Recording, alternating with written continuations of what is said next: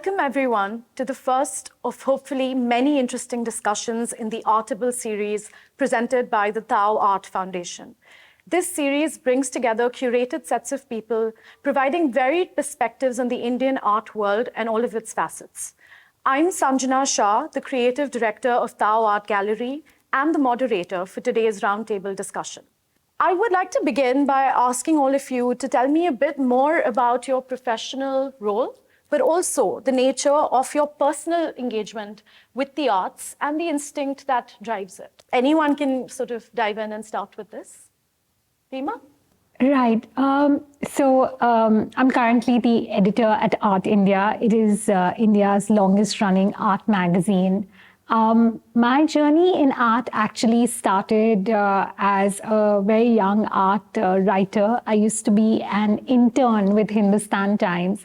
And one of the first few assignments that I took on was to visit artist studios and ask them a set of questions. I would have been around 19 years old then, and just taking, and it was very basic. But entering those studios along with the photographers, spending half a day in their personal sanctuary and seeing a whole new world opened up for me. And when the opportunity came to pursue my higher education abroad, I was quite certain that it had to gravitate towards arts journalism. And the UK is such a mecca of art writing, art education, art viewing. I think one of my main learnings was working in the mainstream, was to break down, what was considered a very an elite world, but a world that not many people had access to simply because, the language then, when I started off, there was, it was written in a highfalutin manner. I guess there is a certain space for it, but many of my colleagues who are absolutely well-versed, well-read, well-traveled, fail to understand what I do. And often asked me that, what is this? Who are these people you are covering? What do they do?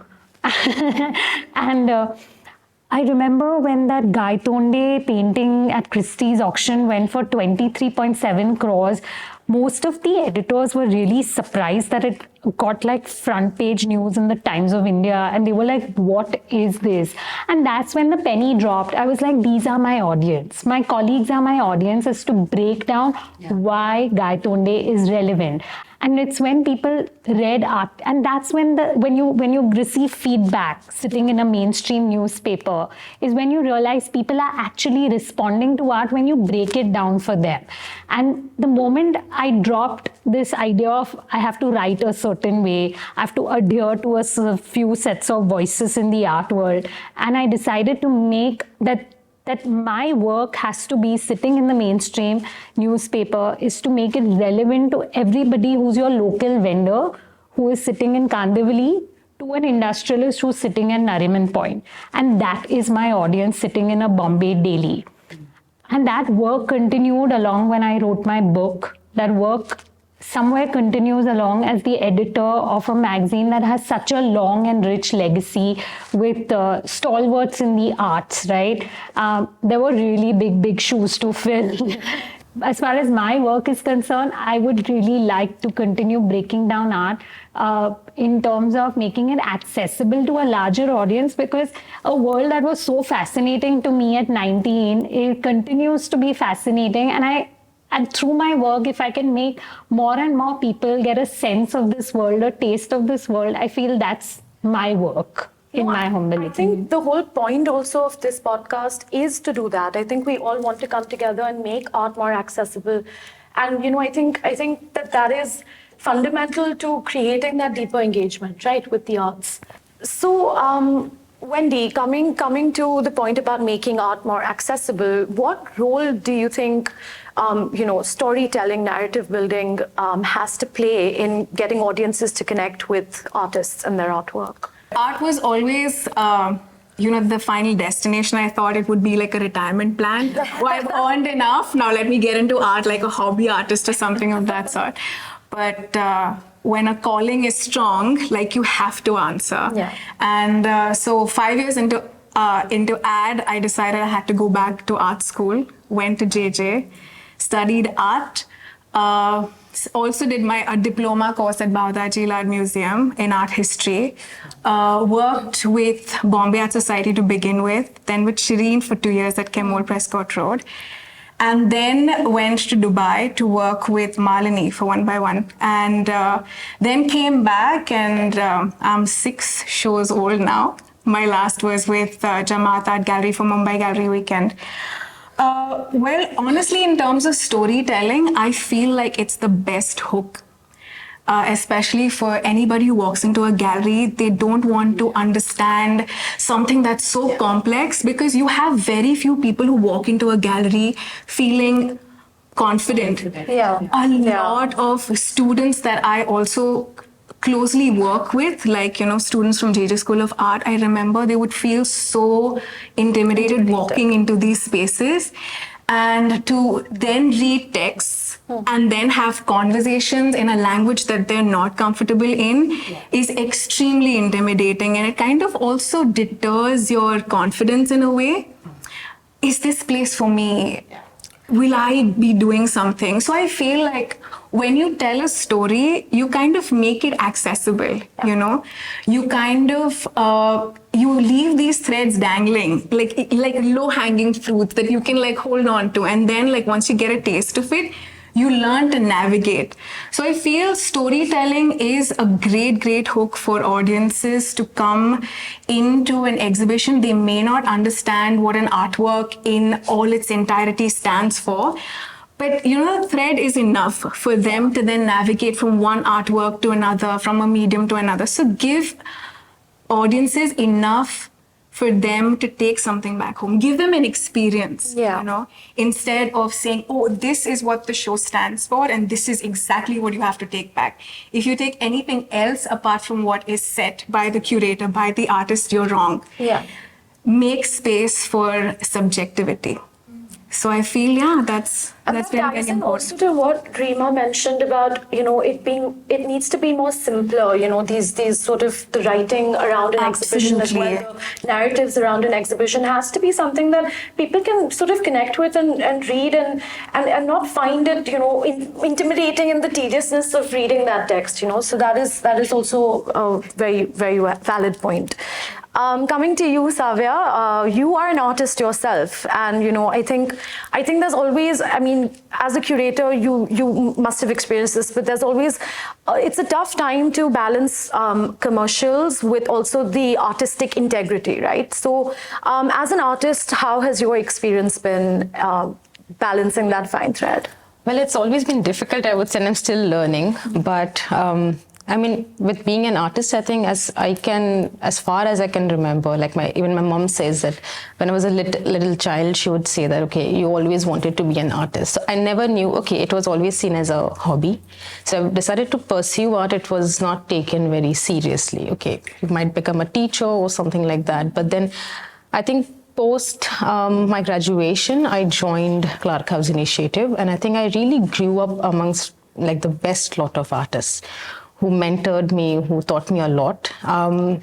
Before, the perception, I also come from Vasai. So usually people think, okay, being an artist is, okay, you paint a painting and you sell it off and your work is done, right? That's how you earn money. Yeah. Or else you go and become a teacher. Yeah. But like there's a social side to it that's never really seen. And that's something that I encountered in that space of Clark House.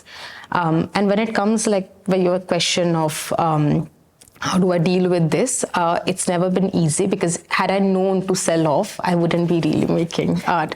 So when there were a lot of times that I work with a lot of people, that I collaborate with a lot of people. The point, there's a space of common ground that we have to find, and that can only come through communication and transparency, I would say. Like when it comes with working with curators or even gallerists, the more transparent I am, the more comfortable I become. True. And so the ground itself, when the ground is laid, then things start to pace out, and then you can come and speak about it. So I think I'm still learning about it, but that's been one of the ways that, yeah.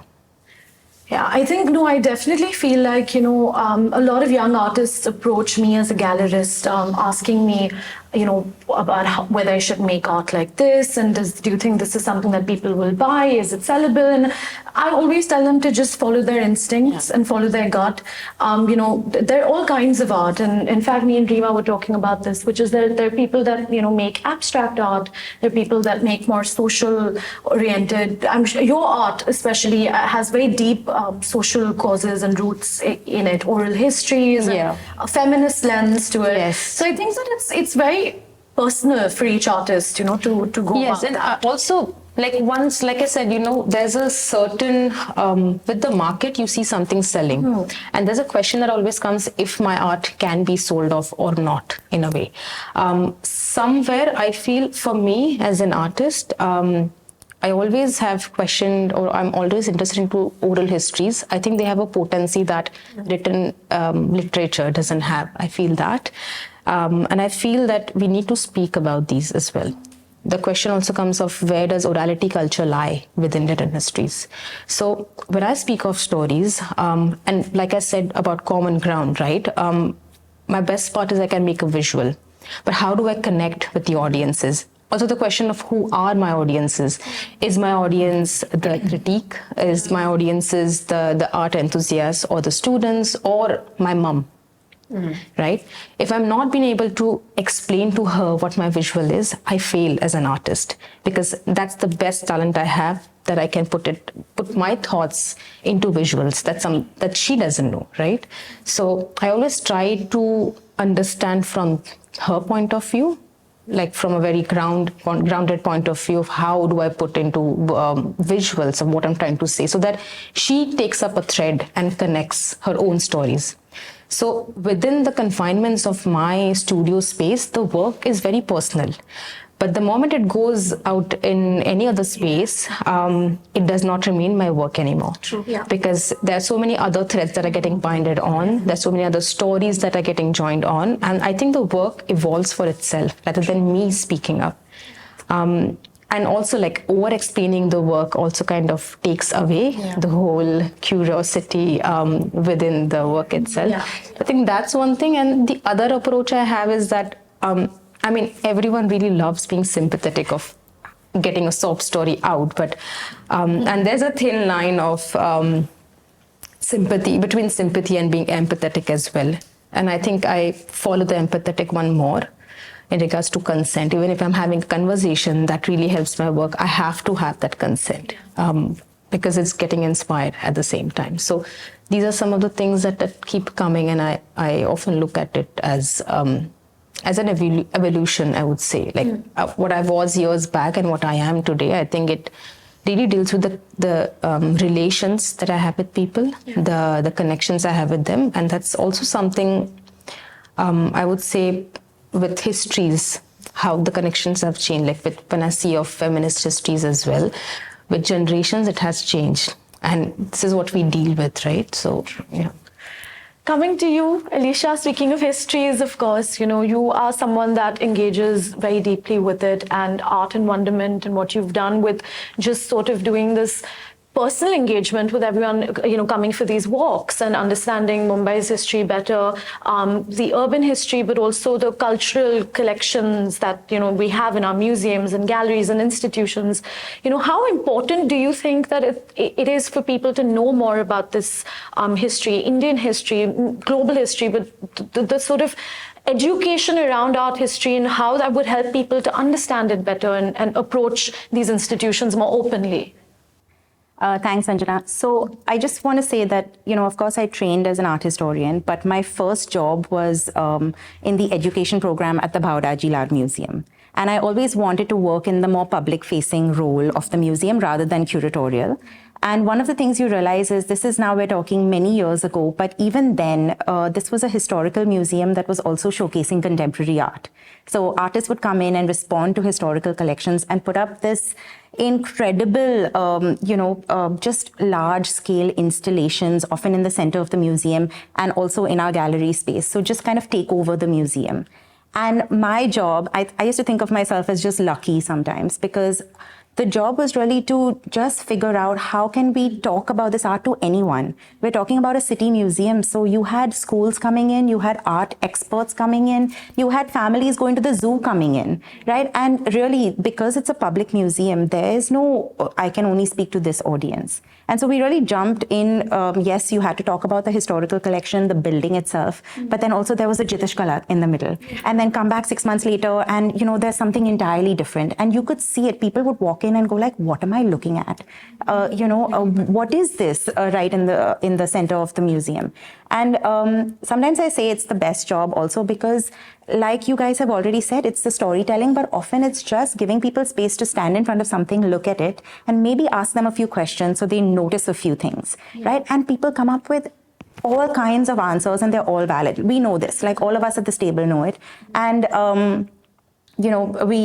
I have to say, in my experience, every time we shared this with the artists themselves, they were just thrilled and amazed, because whether you're talking to small kids who see it completely different from families on weekends to, all the artists coming in to see it in a historical setting. So that was really where it started. And Art in Wonderment is just about that. We are open to everyone, and it's just about finding art wherever it is in the city and whoever wants to come with us to see it, and really just about looking at it and having conversations and the wonder and the joy of it, which I think all of us share. And the idea is that, it's not like you've said about remembering certain things or language. Absolutely not. In fact, sometimes we'll have people who walk in and they're like, do we have to read the text? And I was like, absolutely, because, galleries are doing they're doing it differently also now. And I was like, that helps, but maybe stand in front of the work first, and often people think they need to know something before they go in front of an artwork.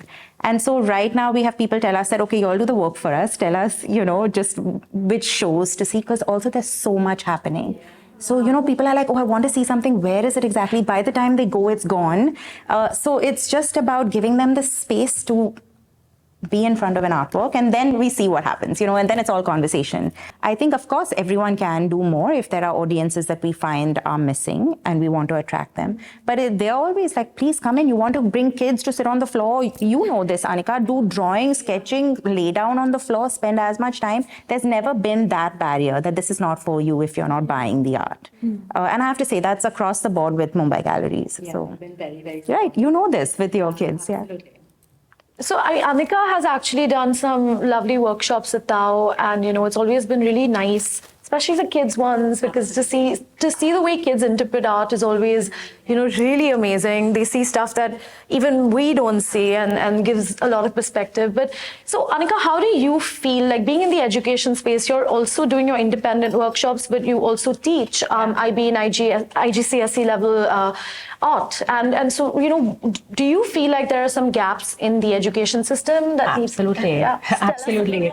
I mean, like before you complete your sentence, I can just say absolutely, because growing up, I was always very into art, and luckily I had a teacher, Sheetal Mehta, who was the perfect art teacher guide outside of school. She was the first person to expose me to a gallery at age 6, and that time in 92 or 93, I went to an art gallery for the first time, and she exposed me to so many different media. I don't think our school, the school that I grew up with, just stamped out art like completely. I didn't even take it in the 9th, 10th or 11th or 12th, but I did take it at the college level. And I realized, just 8 days in college was a complete different experience from 8 years in school, because what art teachers do is tell you this is how a tree is drawn, and there is no other way. A tree cannot have purple leaves. And in fact, it does. There are trees that do have purple leaves. Scientifically also. And so it was very disheartening to be in a space where someone was telling me what I was doing was wrong. So it was very refreshing to get into education, because I wanted to show children especially that you don't have to learn this in this very linear way. You can learn in this very chaotic way also, using different mediums, different materials, looking at different concepts, looking at art history, which is such an important part of education, because we can only form our current learning based on what other people have done and add to it and continue that story. And as you were saying about storytelling, this is like a story that you are. on, like a trajectory that you're on. And education needs to change in the sense that more acceptance, more teacher training needs to happen, more exposure to the arts. Children at age 6 or 5 or 6 should be looking at art galleries, visiting art galleries, doing workshops, understanding that there are different types of artists. You can do small, you can do big, you can do something that is more experiential also. And then schools need to engage with people like Alisha and, make sure that they go out and see and learn about history. And when they get to an IGCSE level or an IB level, they need to be given freedom. It shouldn't be like, okay, only painting is allowed, which is such rubbish. Yeah. And then, you can explore this medium, you can explore AI as well, like use AI as a tool to sort of enhance or research and stuff. Don't be scared of AI or like shut it out entirely, but accept it now that we're moving forward with AI. So that's how education needs to move. And already colleges are adapting to that, but high schools are still very nascent in that space. Like there are only very few schools that are very open-minded right now. And we need to get to a place where all the schools are like that and all the art teachers are on the same path, which is not happening yet, but hopefully soon. No, definitely. But also you brought up AI. So I had a question, which is, this is again open to everyone, but how do you think, while there are of course a lot of pros to it, but how do you think one can nurture creativity and I guess like imagination in an increasingly digital, future? So I think AI has not been able to tap the imagination part. It's definitely taking from other people's imagination and putting it out. So that's one. But let's say if I have a student who's working with me who's just trying to look at what different, how different water stains are.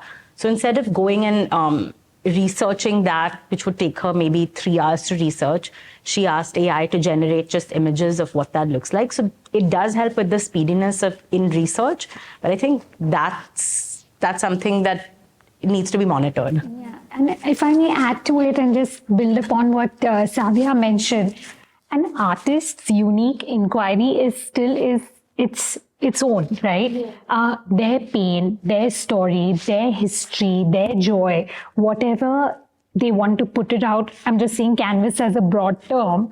Whatever their medium is, whatever they choose to create, it's still their own. As a tool, AI can only help you simplify certain concepts in your mind. It can break it down, but it cannot replace a story of the artist and their inquiry. That what they have to arrive at is still their own.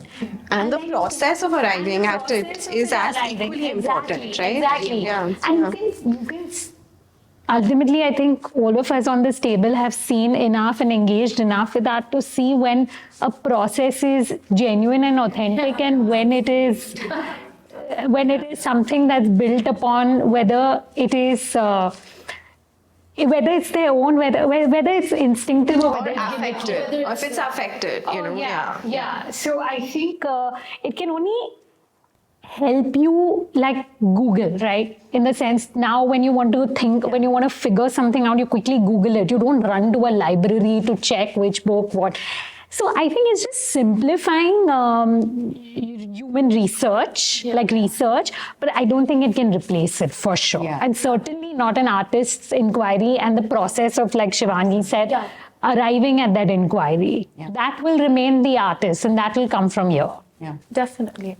Shivani, we hear a lot about art as an investment now becoming the new thing. And, also like, I get this question a lot, instead of looking at the artistic process, instead of understanding the artist's state of mind and why they've made the artistic inquiry, as we were saying.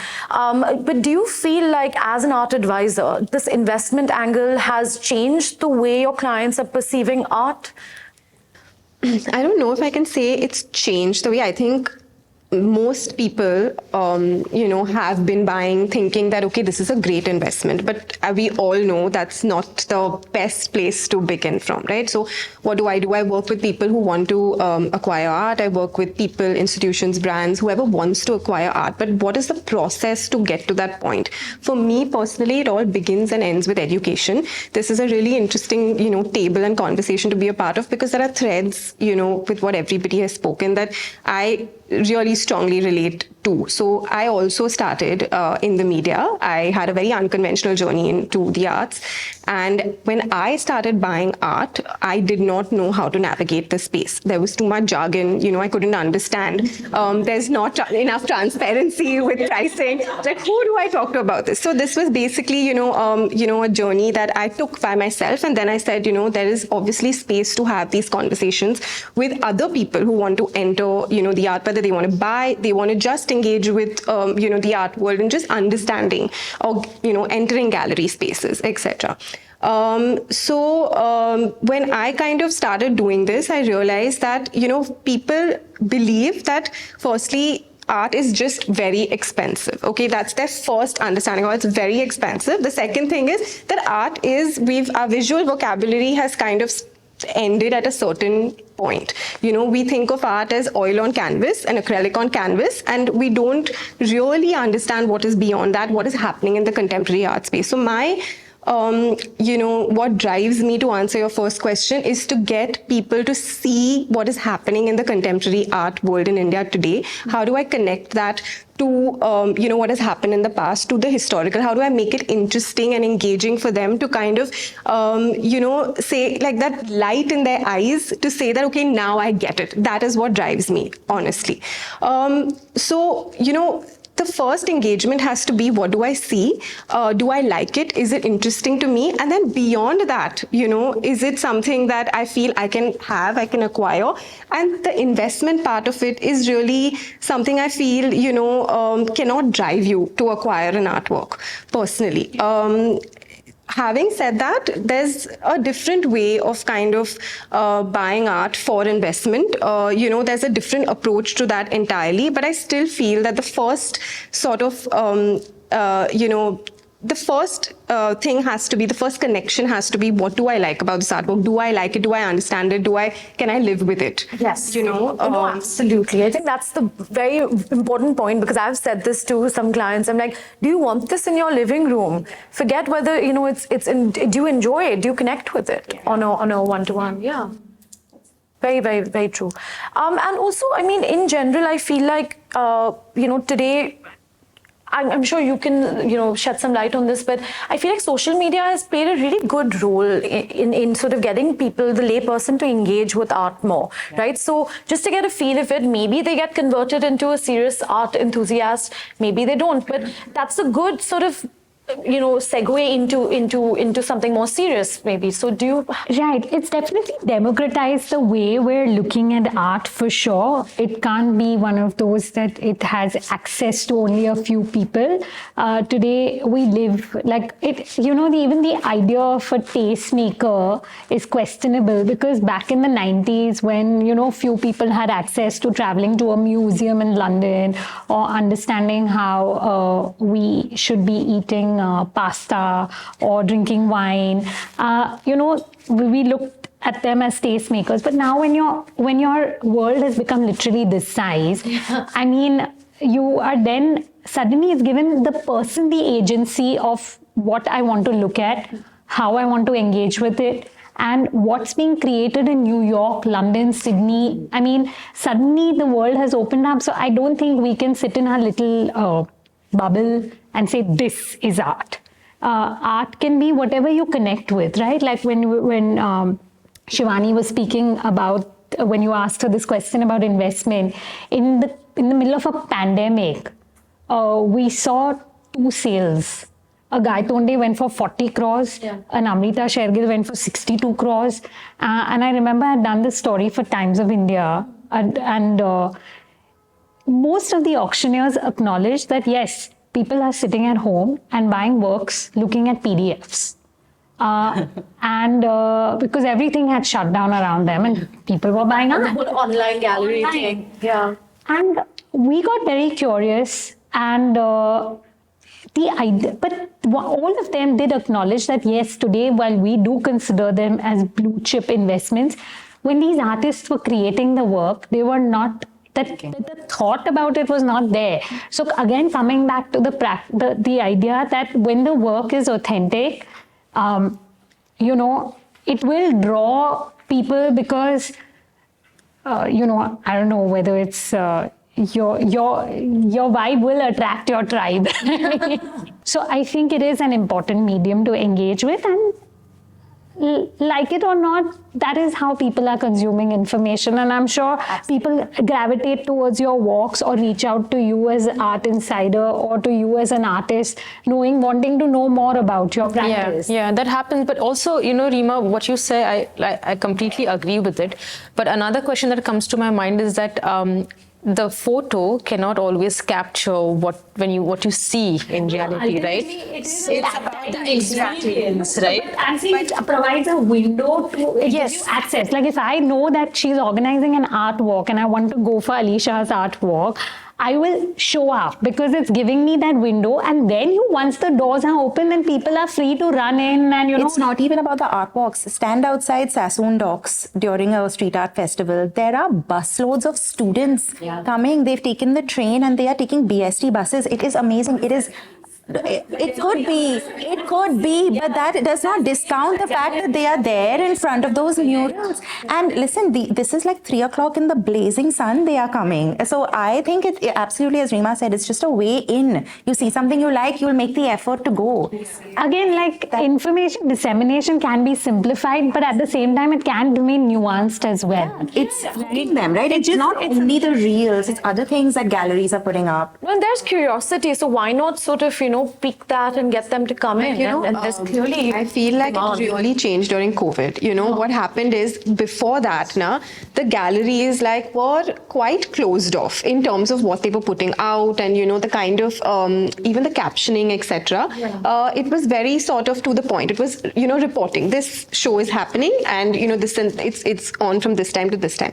A lot of the kind of conversation around the artist practice, process, the gallery itself, the history, who are the people behind the gallery, that all started coming out during COVID, and so the whole idea of going to a gallery, ringing a doorbell and then getting access to it, that went away, and that I feel like really changed the game for people to say that, hey, you know what, I can also engage with art. And I think that kind of gave people the freedom to also say that I like this and I like this, and nobody has to tell me what I like. I can press that like button on whatever I feel I'm connecting to.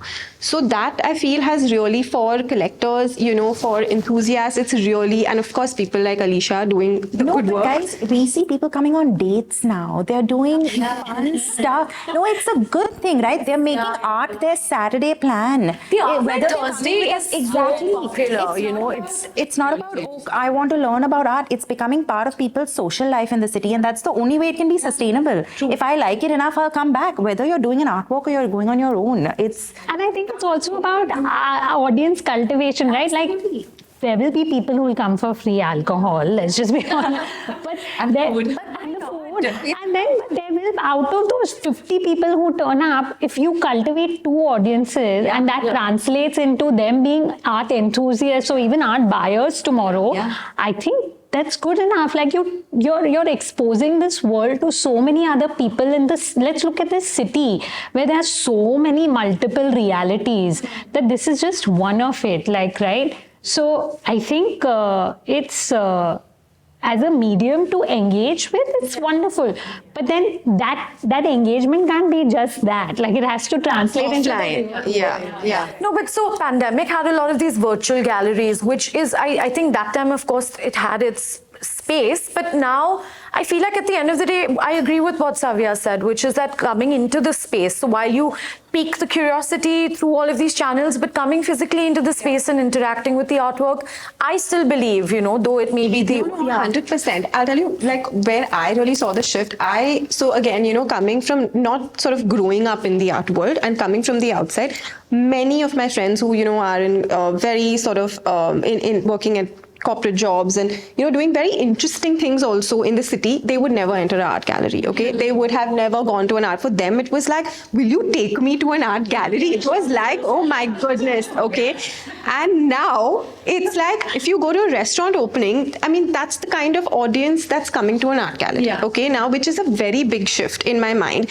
And I think that what that does is that it pushes us to also offer different kinds of art, which is very important. It's not just what we've been seeing for the last 10, 12 years. Hopefully, with different kinds of people, with different tastes, different connections and stories coming into an art gallery, it will push people, gallerists, other tastemakers to consider different types of art, if there is a different audience. And I think that has been a very big shift in the last few years, I feel. I agree with you, actually. I'll give you a small example. In 2019, my colleague Madhumita and I, we do these amazing art races. So it's like the Amazing Race, but with an art thing. So they have to solve clues at art galleries all over Bombay.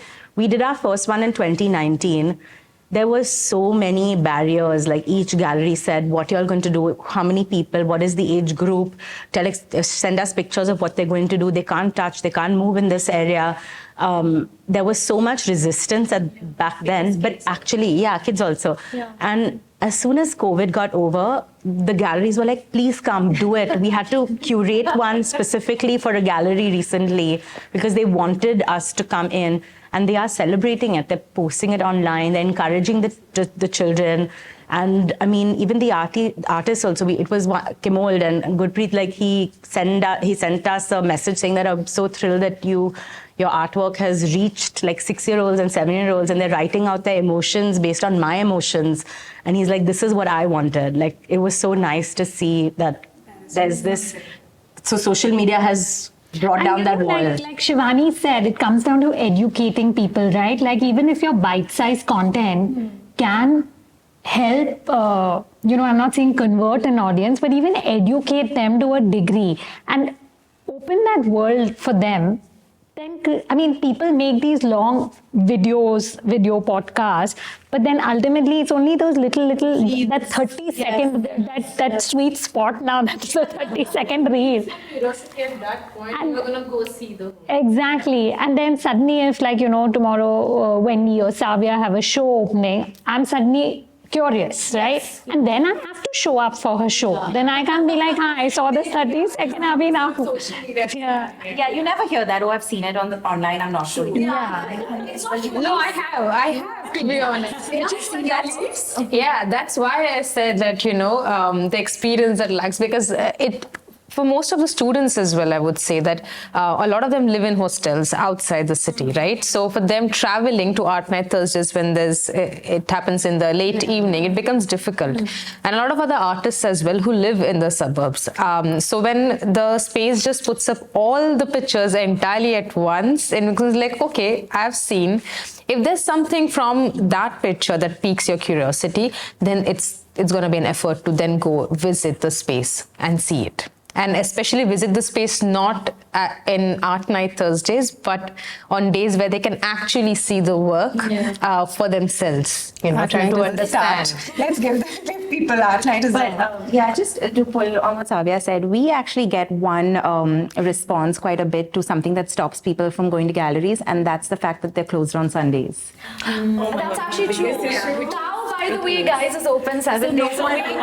So see, listen, I understand from a logistical perspective, it's hard to have it open, right? You have teams, but if you're making a switch to being a public space-facing space, then I think people assume you're open on Sundays. They'll be in Fort and they'll text us, where should I go? And I was like, okay, there's a few that might be open, but most are closed. And so you don't understand that for most people, that's the day out, right? You're going to museums, they're open. And then that I think is one of the... a great social media strategy I've learned is not to post installation views when the show is going on.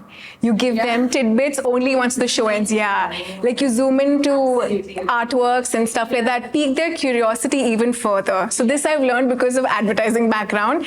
Like Dana Dalo, they'll keep coming back to the show. So That's one thing that I've learned. So I have another question for all of you. So, with the contemporary art scene really blowing up now, there's also a lot of different mediums that are now being explored. How ready do you think the audiences are right now, especially buying audiences? You have some perspective with your art insider collector circle. How are they sort of responding to that? Is it still nascent and they're adapting and getting to that aesthetic, or is it still? So, see, collectors at different levels. Of course, people who have, say, been engaging with the art world by going to art walks, who are aware of the gallery scene in a city like this, coming to the galleries and then saying, okay, now I'm ready to buy. They're probably aware of different mediums. Maybe they just need a little bit of hand-holding. But for the average person who, for them, it's I'm ready to buy, but I don't know where to start. Mediums like printmaking, cyanotypes, we were just talking about this before.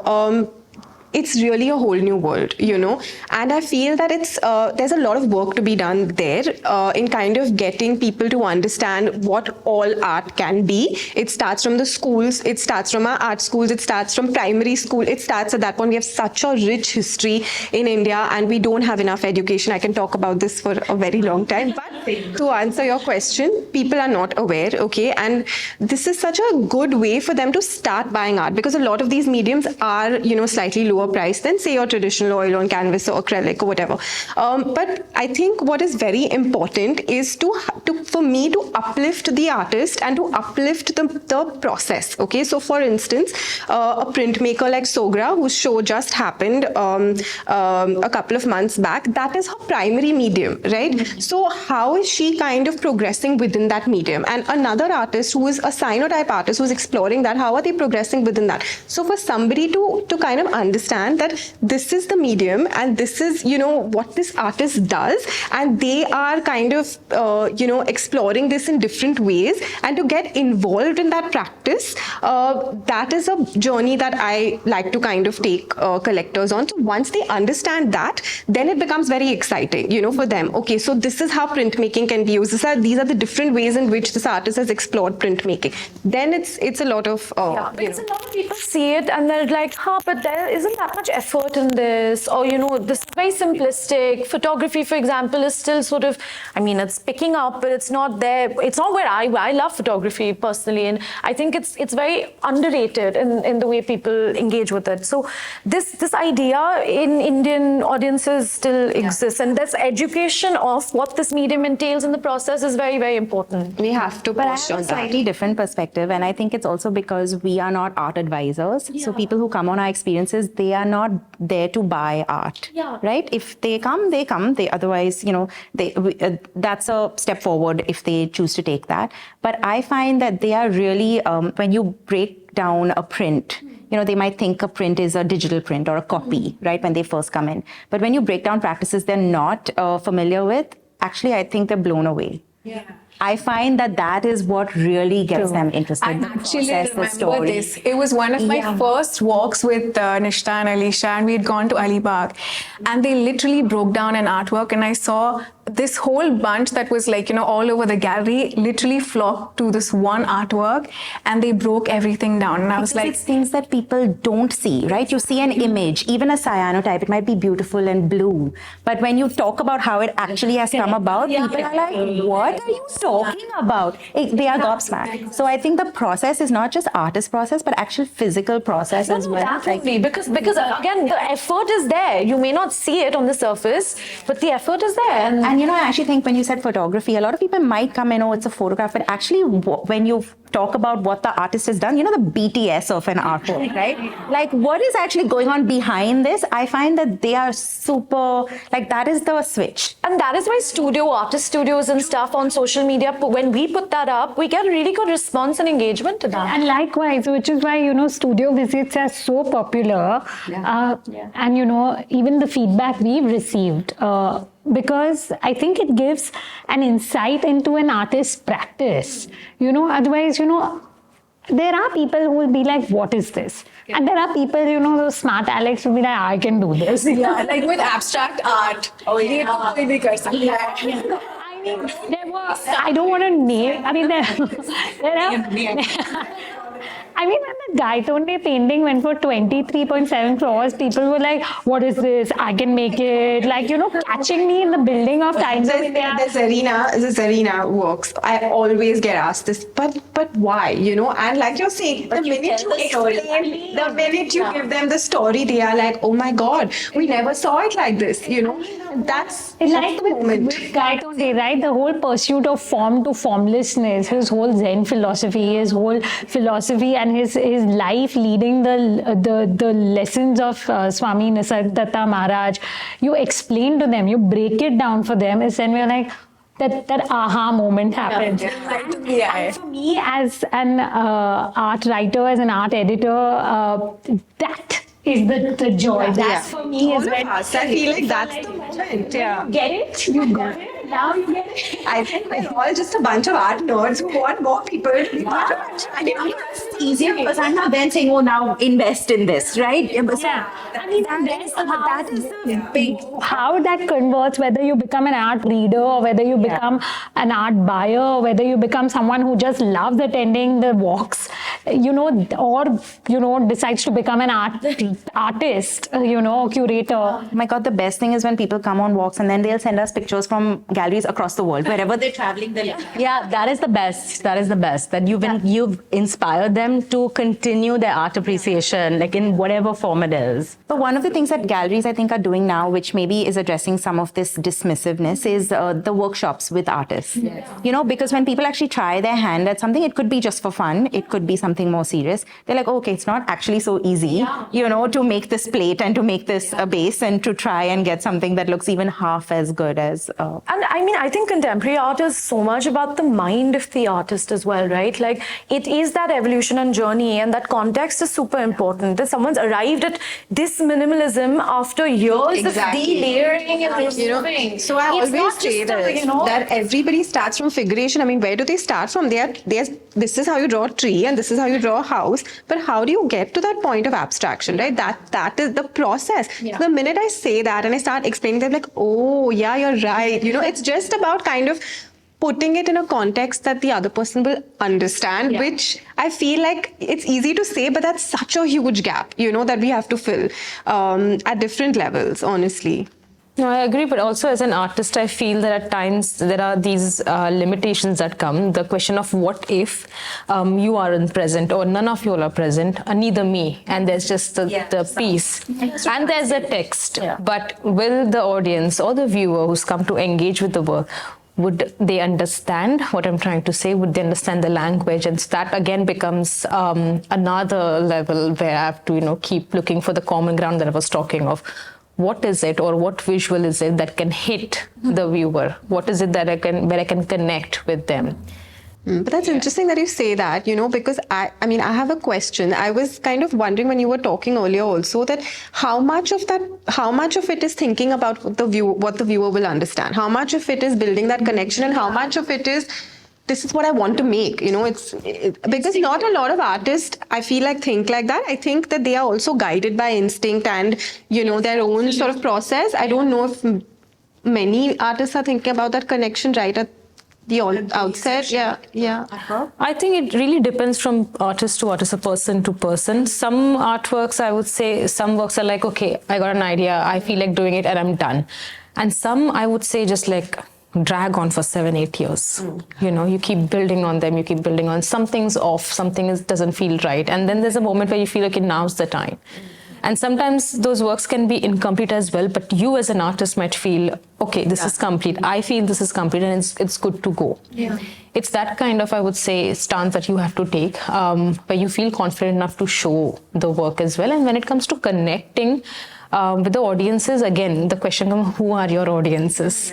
So if I'm talking about everyone, then I have to think of the quotidian.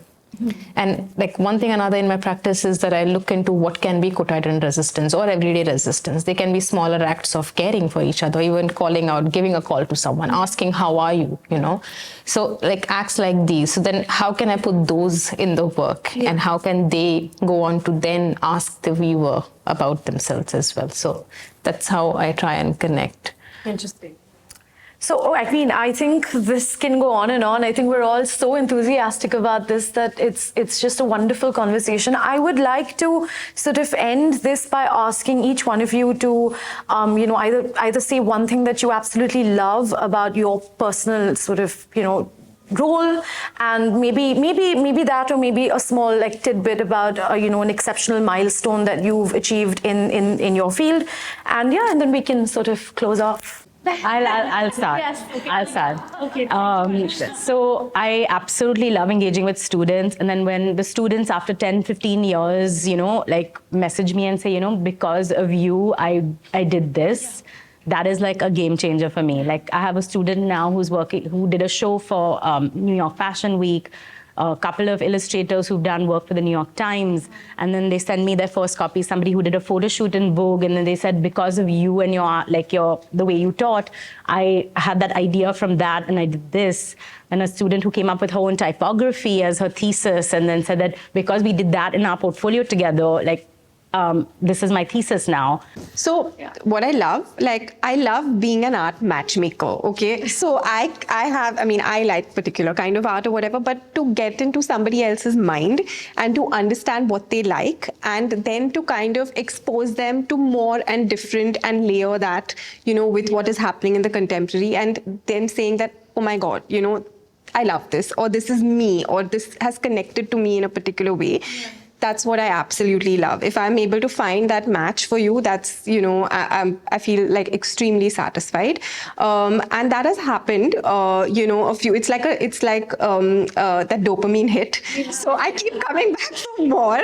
I love kind of understanding an artist's practice and an artist's mind. What goes into making a particular work, what drives them, what is that process like, and seeing the journey. I've seen, a few artists kind of go from their first shows to now, their second and third and fourth, and to just kind of, revel in that journey and that joy. Yeah. That's amazing. Yeah. I would say that, everyone talks about how they love the work, but there are these small moments where someone comes and says, it really touched. Yeah. Or something changed, or their perception changes. That's something that keeps me going. And there's an incident when you talk about children, right? And when I was talking about audiences or who my audience is, I remember there's a work that I had made which was repeatedly writing the line, keep quiet about what happened, and to cancel it out.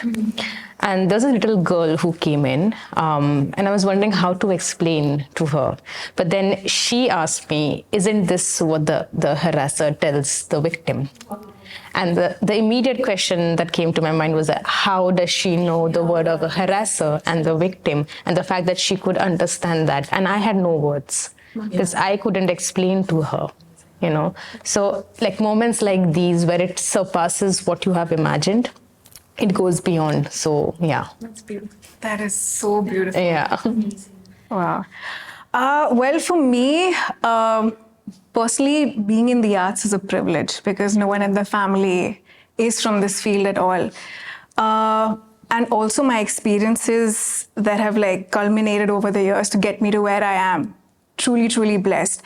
But I remember this one incident. I think it's incidents for all of us, that truly, it's like that, like Oprah says, aha moment where you're just this is what I want to do for the rest of my life, was actually giving a bunch of students who had come down from Nagpur a walkthrough in Marathi at Chemold. Yeah. And I was so happy. I was like, this is it. This is what I want to do all my life. Give walkthroughs in Hindi, Marathi, English, just make it accessible.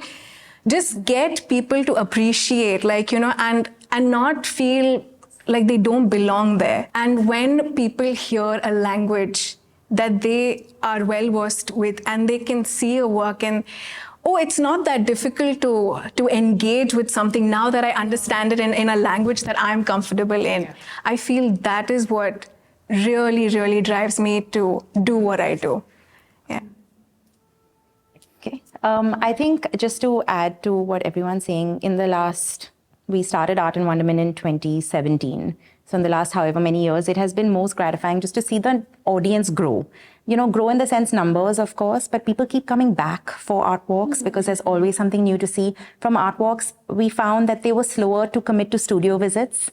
because it takes more time and investment. But now those are just jammed. We can't handle the numbers, because that's where the magic happens. Looking at an artist in studio, and I have to say my episode or whatever a story is, actually we were the official Walks partners for Mumbai Gallery Weekend the last couple of times, and this year for the first time, I think it's a good problem to have, but on the Sunday the numbers were insane. We had 160 people trying to get into those small Colaba galleries. The curators were stressed. We were breaking into 2-3 groups. We were taking turns. I mean, we need to figure this out, right? But people are coming Friday to Sunday. They are not leaving because they want to meet the artists. They want to see and experience the whole thing. And actually, the highlight is when people who are regulars on our walk, they've told us, they're like, we see your group and we move the other direction because we don't want any part of this. And I was like, okay, so they're comfortable enough to do it themselves now, and they're like, we know where we're going. So I think that has been really amazing. I think, like art, I also devour history. And so the fact that this written word is then converted into a historical document maybe years later. And now sometimes when I look at my own Times archives and my little humble trajectory, to see Amol Patil's first performance work that happened outside Clark House, visa rejected, and to see his trajectory on where he's become this international artist, to me that gives me, and then to cover that, to trace that journey, to trace that history, or to go to an artist studio and make that accessible and realize that 5 years later someone might be referring to it, or I have been referring to articles, sitting in the Times of India, when I was when I was working on my book. I think that for me is a great joy. And then simply breaking it down to people like, this is the world that I have, access to for the sheer work that I do. And, maybe it may draw you in is another sort of, peak, like a peak moment. But I think, one has to understand the present, one must know the past. And to constantly be part, to understand that you're in the written word, you somewhere are playing a small part as one of the many, many, many legacy builders. That to me is a huge privilege and responsibility, and I think like all of us are contributing to that art history that perhaps may be spoken about like 25 years from now, or that's also a huge privilege and honor. That's beautiful. Thank you for that. I think for me, it's actually, the best part of my job is that I am constantly engaging with interesting, eclectic people that see the world in such amazingly different ways, and it's not conventional. And it's really, really fulfilling to know that there isn't just one lens to see the world. And when you're working with artists especially, I love the way, I remember this one thing Husseinji had said, I was really small, and mum and me were with him, and it was like the sunset, and mum's like, oh, it was such a beautiful sunset. He's like, look at the sunrise on the other side. Like he's seeing that sunset, but he's seeing it as that sunrise on the other side. And that perspective only an artist can have, they're just seeing things completely differently and so beautifully. And I'm really happy and privileged to be on this table with all of you lovely people. Thank you for taking the time out today and for being here. Thank you. And to many more enriching discussions. Thank you. Thank you very, very much.